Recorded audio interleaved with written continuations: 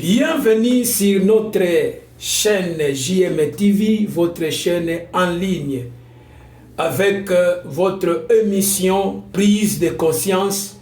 Oye Pesamaka et Paya de père et de mère, votre humble serviteur Joab Kinkela. Et mbote mingi na ba abonné nyonso oyo bazoko kolanda biso partout dans le monde. Et ce que ça dit nouveau na kati ya chaîne oyo kobosana te ko s'abonner, liker, partager et ko sala biso malamu eza lolenge ya ko soutenir chaîne na bino et kende liboso tozana cadre ya ko analyser ba propos nyonso oyo ekoki koleka selon la parole de Dieu. Nzambe apambola bana nzambe nyonso oyo baza intégré na kati ya chaîne oyo JM TV, Joab Ministry TV. Toana posa ya ba commentaire na bino, tozana posa ya ba suggestion na bino, tozana posa ya ba idée na bino, ndengeni tokoki kosala enfin que to développer makambu oyo malamu elongo na bino. Lelo na yeli bino makambu mususu oyo esengeli to solola na yango par rapport ya mboka na biso. Nazana 4 points oyo tolingi to lobela pe koyebisa bana Congo ke tozawana po na bino et oyo ya ko dénoncer to ko dénoncer, oyo ya ko condamner to ko condamner, oyo ya ko pesa toli to ko pesa toli, mais par rapport ya conscience, prise de conscience. Eza émission oyo ezoko pousser bino bandeko na ngai ba congolais tozwa conscience ya malamu afin que to sala makambu pe ya malamu, tozwa prise de conscience pour to sala makambu oyo elongobani afin que Congo ekende liboso. Prise de conscience ezaka pona mboka te, prise de conscience peza pona vie na yo, prise de conscience eza pona famille na yo, prise de conscience eza pona bana na yo, eza pona mobali na yo, mwasi na yo, prise de conscience eza pona environnement na yo. Il faut soit prise de conscience. Na kati ya prise de conscience tozolinga eke mutu alongwa atika kosala mabe asala malamu pona évolution ya makambu ndenge ezokendele. 4 points na biso ezani ya liboso tokolobela na Ituri. Na Ituri, le gouverneur militaire, le général Johnny Luboya azobenga ba population ba cédé na manipulation ya chef ya rebelle oyo babengi Corneille Nangaa. La fois passée tomonaki vidéo etambolaki na réseaux sociaux mobimba pona komona que Corneille Nangaa asali groupe na ye, groupe wana ke kosalié na groupe ya ba M23 afin que balekana ko déstabiliser Congo. Ngai te mutu na lobi yango, mais tokomona réaction ya gouverneur militaire, le général Johnny Luboya, Johnny Luboya, gouverneur ya Ituri. Tokolanda ba propos na ye ndenge azo peki sa population, azo zongi sa population na conscience. Pour population ya Ituri ekota na conscience et ça la makambu normal ba cédé na rébellion. Tokomona yango na kati ya émission oyo. Deuxième point na biso toko talisa bino ba félicitations ya gouverneur militaire ya Nord Kivu.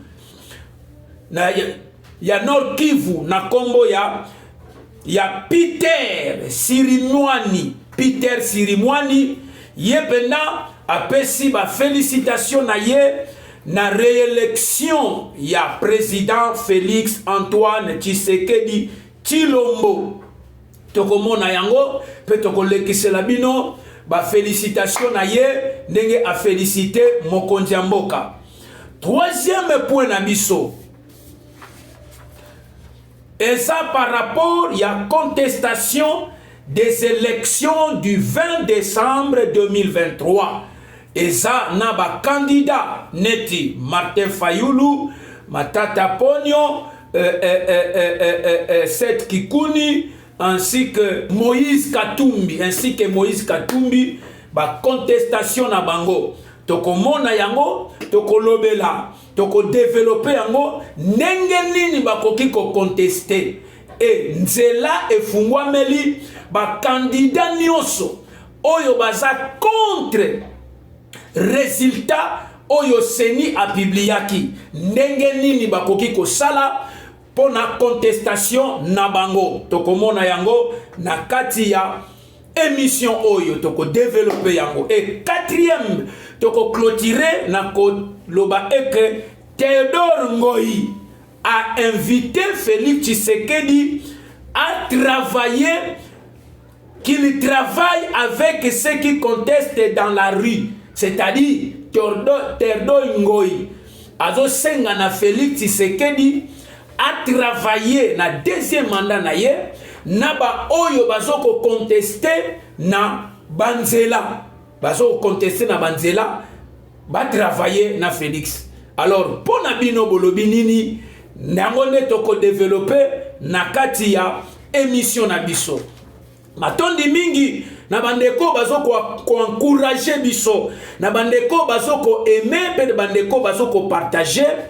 Nzambe ya Congo, Nzambe na lola apambola bino pe apesa bino longue vie pe bonne année na bandeko nyonso. Alors, tokoti na première point na biso tozo kende kuna na Ituri.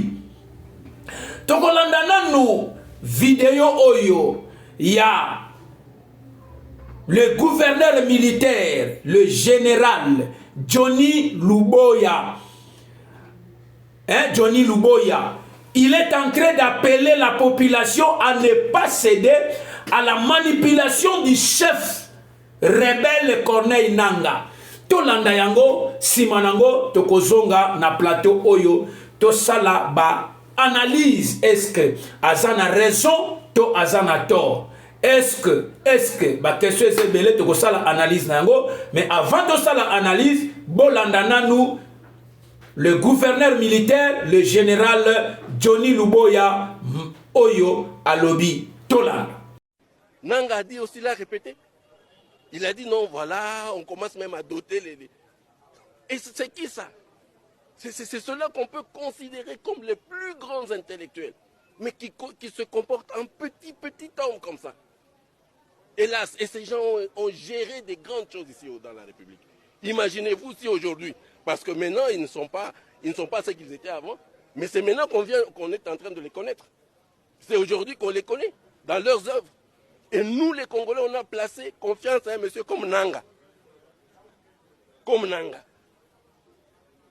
Qui peut aujourd'hui, sans gêne, dire que le gouvernement, comme par hasard, nous, le gouvernement, on est allé doter, donc le gouvernement ici, c'est moi qui le représente, doter à côté. Mais mes chers frères, même un fou là qui passe sur la rue ici, vraiment, est-ce qu'il peut dire des choses comme ça? Il peut dire des choses comme ça. Tout cela pourquoi? Parce que nous avons créé cette ambiance de mensonge, de manipulation et de chantage. Et je dis au peuple iturien, arrêtons avec ça. Sinon, on nous prendra toujours à ce jeu-là. Ça sera toujours comme ça. Quand quelqu'un commence à faire du bien, et voilà. On lui lance n'importe quoi, on fait n'importe quoi, on dit n'importe quoi. Donc je parle encore au peuple iturien. Nous sommes des fonctionnaires. Nous allons partir. Même si nous sommes des officiers, nous sommes, comme on dit, des fonctionnaires sui generis, parce qu'on a un statut spécial qui n'est pas le statut des autres fonctionnaires. Nous allons partir à tout moment. Mais de grâce, vous êtes jeunes, je suis en train de vous regarder, vous êtes jeunes. Parlez de la réconciliation, parlez du pardon. Soyons unis, restons unis, nous les Ituriens, pour que plus jamais des gens viennent d'ailleurs pour nous déstabiliser davantage. Bandeko nyonso bolandi, est-ce que a un réseau toi zanato na ba commentaire conscience il y a peuple congolais et ça là. La conscience, c'est une voix intérieure qui nous dit que cet acte est bon ou mauvais. Général Alobi, on peut les considérer comme les grands intellectuels, mais qui se comportent en petit.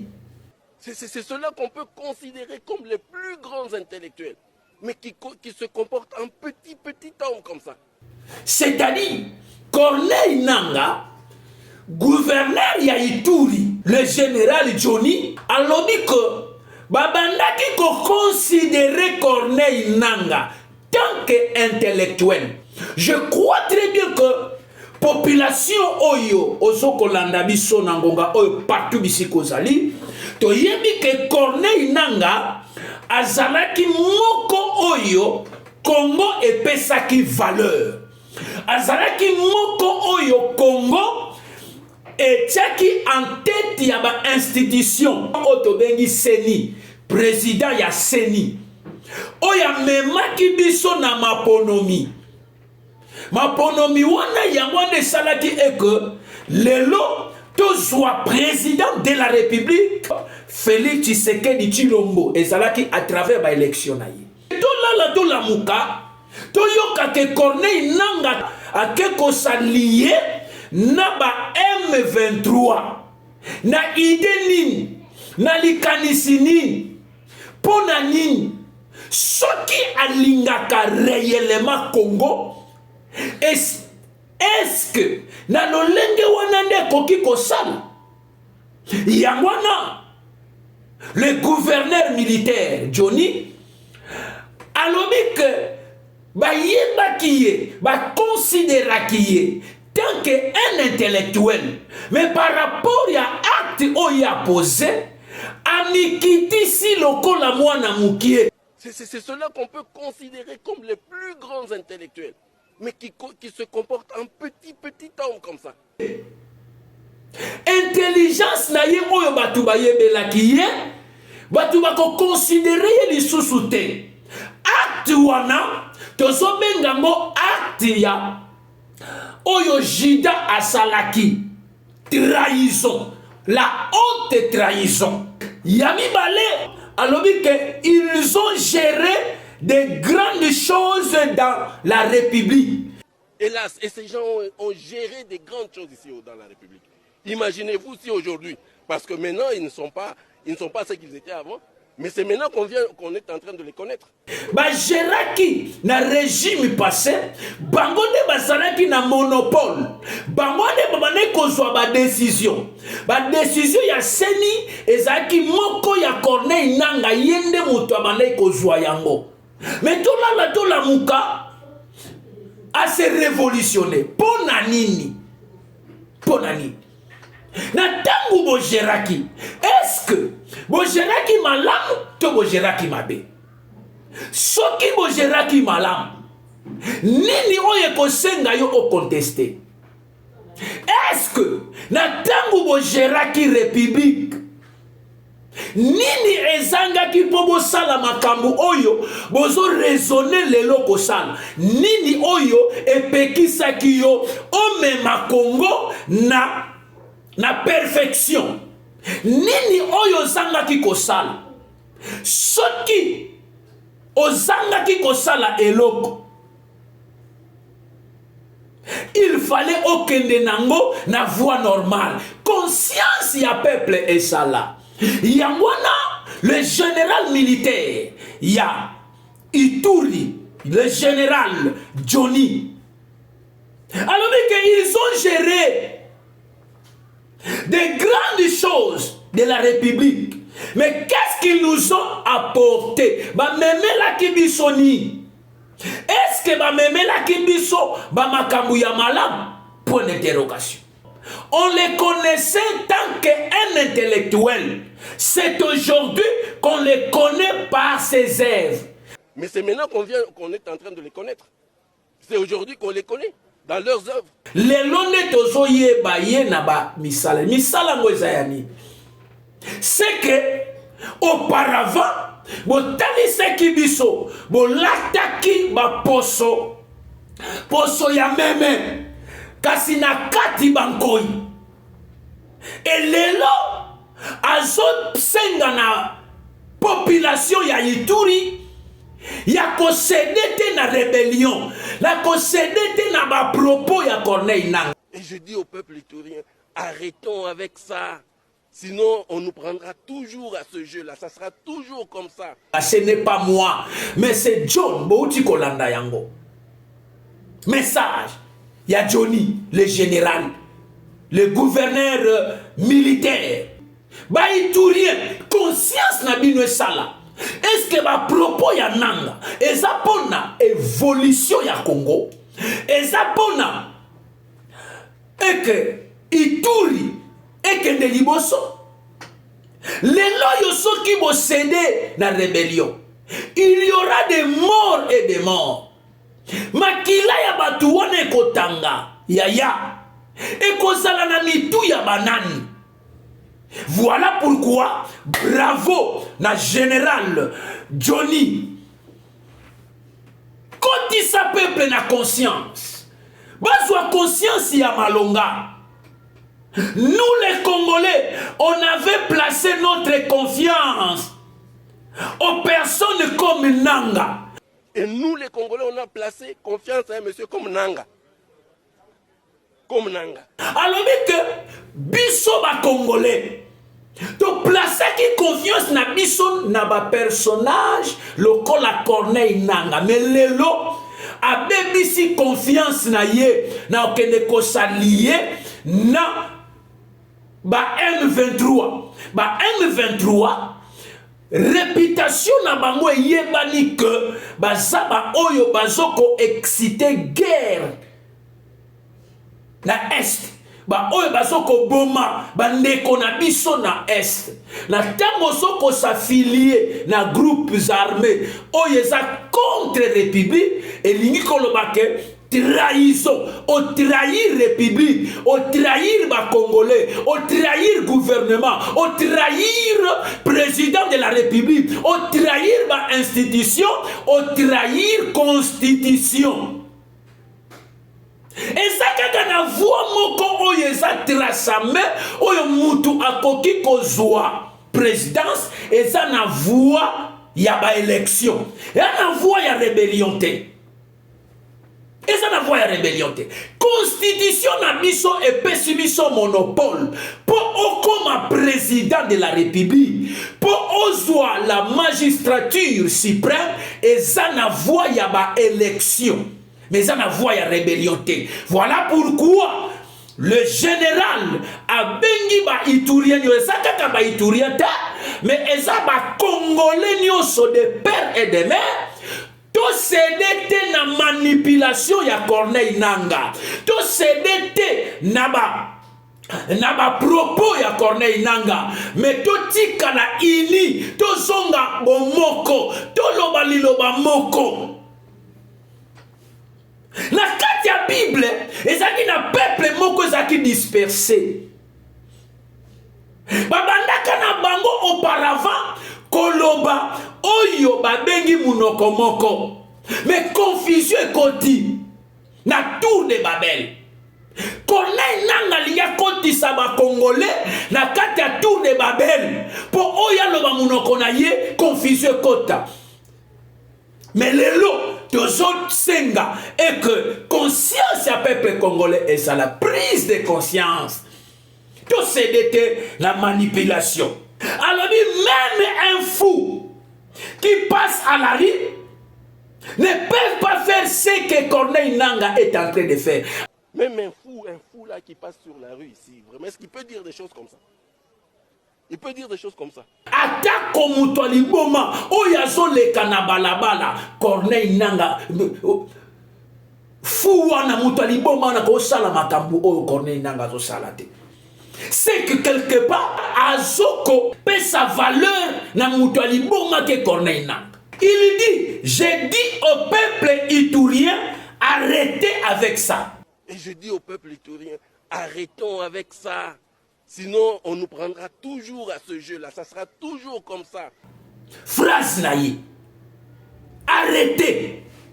Arrêtez quoi? Arrêtez. Ba manipuler bino. Arrêtez. Koyoka. Ba mauvais propos. Oye ko excité. Ma be na kati ya Congo na kati ya Ituri.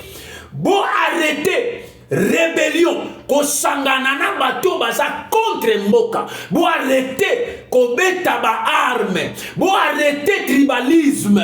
Bon arrêtez. Ba division. Tout arrêter. Ba mauvais propos. Merci. Na. Le gouverneur militaire, le général Johnny Luboya. Oyo a béni population ya Ituri. Ba CDT na manipulation. Bravo. Bravo. Bravo. Peuple iturien. Toyoka. Pe conscience na biso. Et ça. Deuxièmement. Si je na biso tozo kota.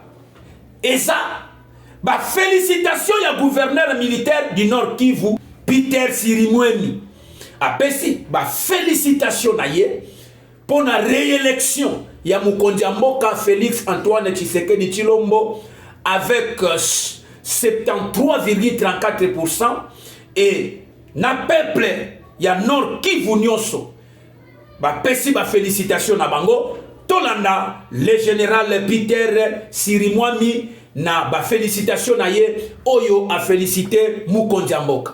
Avec l'expression de mes hommages les plus déférents. Excellence, Monsieur le Président de la République, au nom du gouvernement de la province du Nord Kivu, sous état de siège, au nom de la population de la province du Nord Kivu et au mien propre, nous avons l'honneur et la grande joie de vous présenter nos sincères et chaleureuses félicitations à l'occasion de votre brillante réélection à la magistrature suprême telle que proclamée provisoirement par la CENI ce 31 décembre 2023. Cette élévation que nous faisons nôtre et qui demeure l'expression démocratique du peuple congolais résulte de l'amour du travail que vous avez pu réaliser de manière patriotique depuis que vous êtes aux commandes de ce grand et riche pays qui est la République démocratique du Congo. En votre qualité de pacificateur, rassembleur, bâtisseur, nous restons convaincus que ce second mandat que vous venez de remporter avec brio vous permettra à coup sûr de parachever votre grandiose œuvre de la modernisation et surtout de la pacification de ce bon pays. La population du Nord Kivu attend impatiemment le retour dans leurs milieux respectifs de plus de 3 millions de déplacés qui vivent dans des conditions inhumaines, dans des camps et sites de déplacés, à la suite de la guerre nous imposée par les Rwandais sous les labels du M23 et les ADF MTM ISCAP. Plaise à l'Éternel de vous combler de toutes ces bénédictions pour que vous conduisiez à bon port la République démocratique du Congo, que nous voulons tous une, indivisible, pacifiée, forte et prospère. Très haute considération. Toyoki ba félicitations, ya gouverneur militaire, le général Peter Sirimwemi, gouverneur ya Nord Kivu. Et par rapport à ma félicitation na ye, alors que na félicité ye par rapport pour sa brillante élection. Au nom de la population de la province du Nord Kivu et au mien propre, nous avons l'honneur et la grande joie de vous présenter nos sincères et chaleureuses félicitations à l'occasion de votre brillante réélection à la magistrature suprême telle que proclamée provisoirement par la CENI ce 31 décembre 2023. À reconnaître que l'élection est une élection brillante, une élection favorable, une élection yamalam. Pourquoi à féliciter réélection il y a président de la République Félix Antoine Tshisekedi Tshilombo que pour l'amour du travail que vous avez réalisé. Cette élévation que nous faisons nôtre et qui demeure l'expression démocratique du peuple congolais résulte de l'amour du travail que vous avez pu réaliser de manière patriotique depuis que vous êtes aux commandes de ces grands et riches.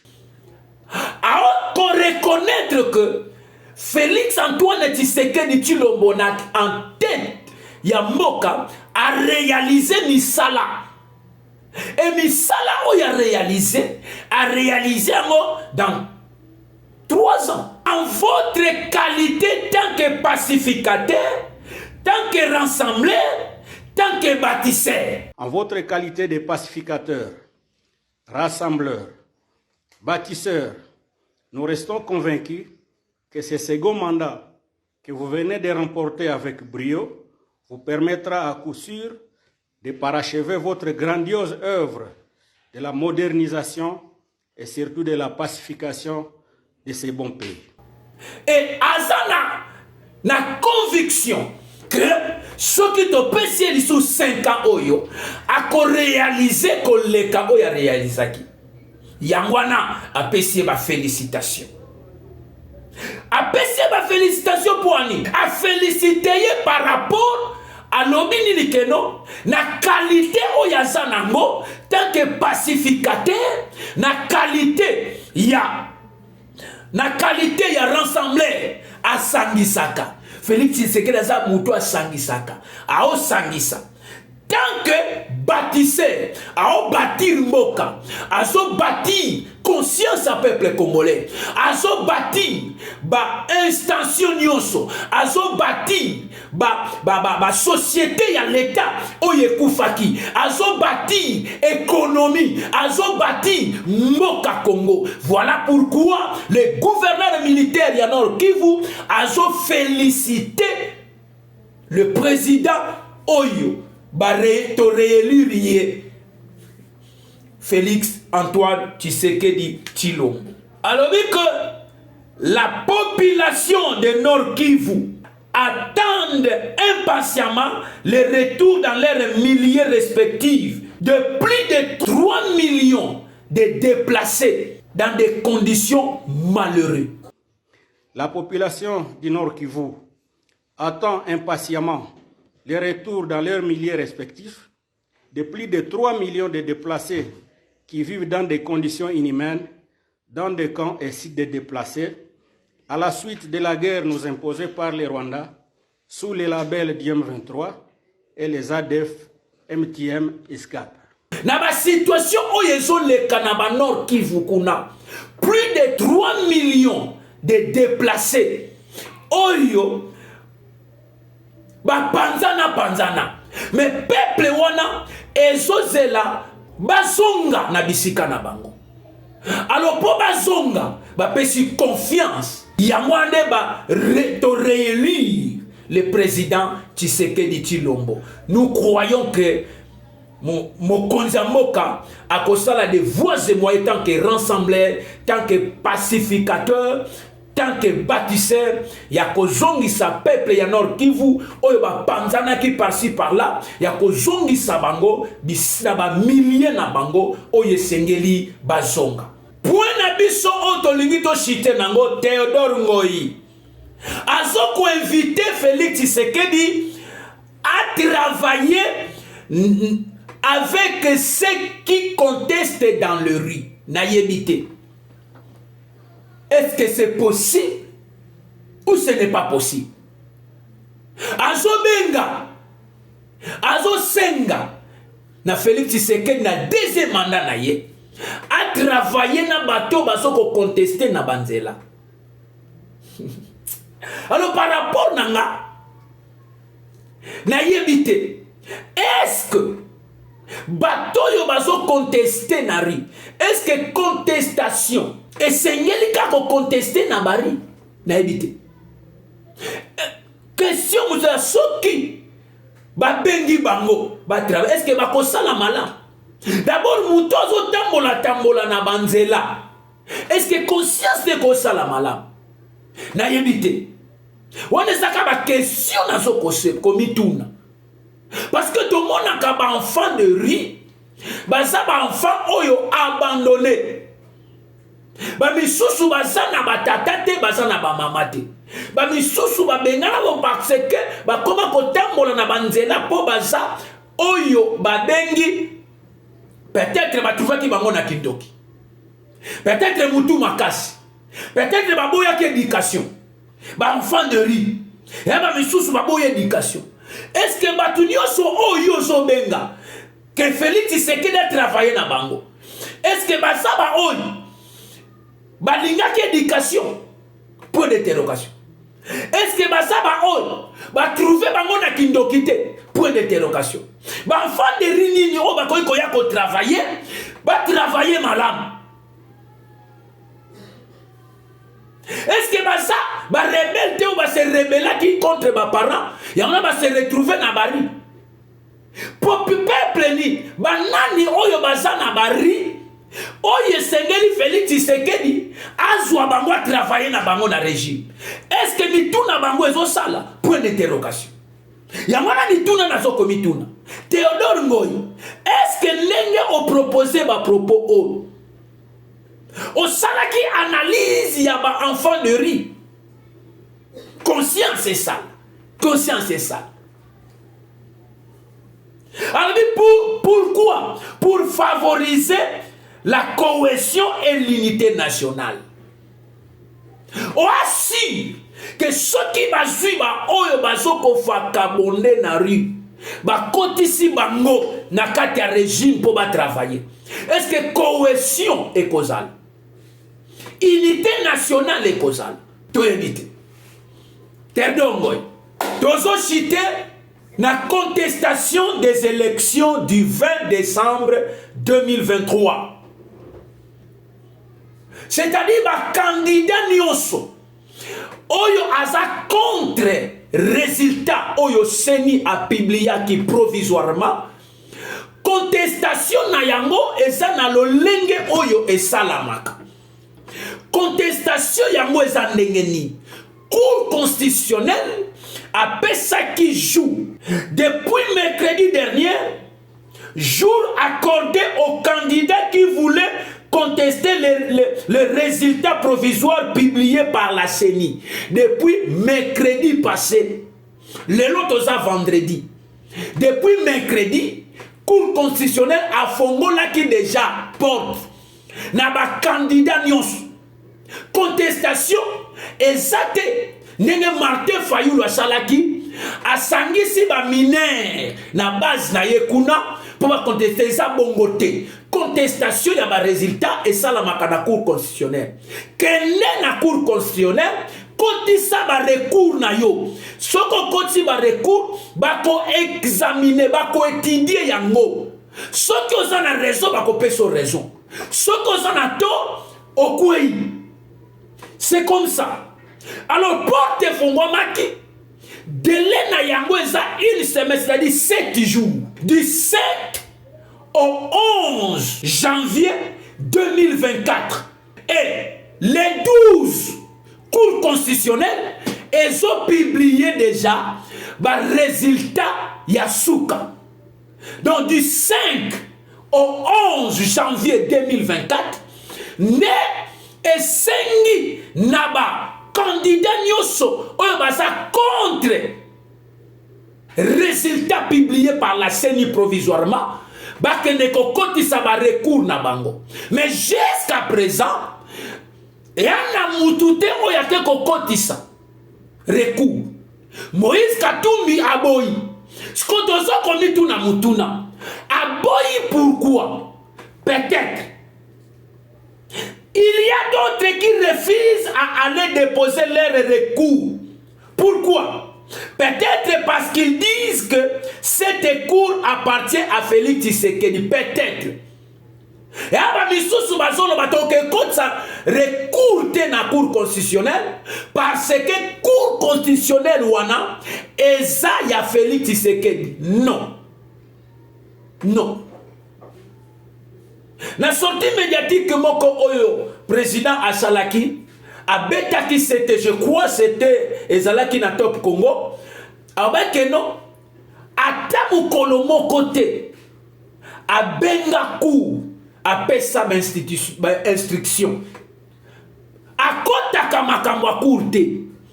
Cour eza na makambo nango, eza na ba spécialiste malgré aza magistrat suprême, mais eza na ba oyo batangeli yango a explikaki baza spécialisé na yango. Donc cour constitutionnelle eza ya Félixité, eza justice eza pona mutu nyonso, congolais nyonso, justice eza pona ye, justice eza manipulé te. Et kamwisanga mukolo oyo cour a validé ki candidature ya Moïse Katumbi, to monaki ka ya bakatumiste ba félicita ki cour. Soki makambo eza pona avantage ya ba katumiste, cour eza bien. Mais soki eza pona batu misusu cour ekomi manipulé. Ala tokoyokana te.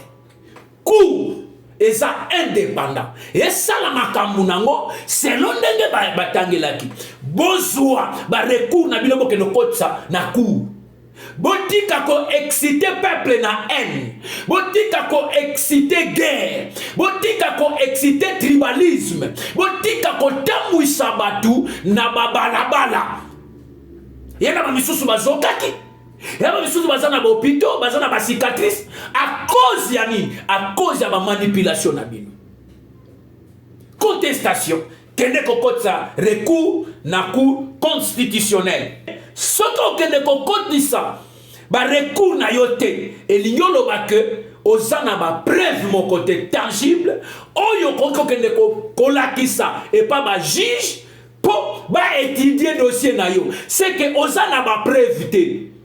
Ce qui réellement Katumbi, ce qui réellement Fayoul, ce qui réellement bozana ba preuve tangible oyo talisa que non élection oyo ezala ki triqué bozana ba résultat nyonso na maboko cour constitutionnelle eza ko fungama et bengi ba candidat nyonso bokeni na cour constitutionnelle parce que les 12 tozo zela oyo babengi résultat ya suka.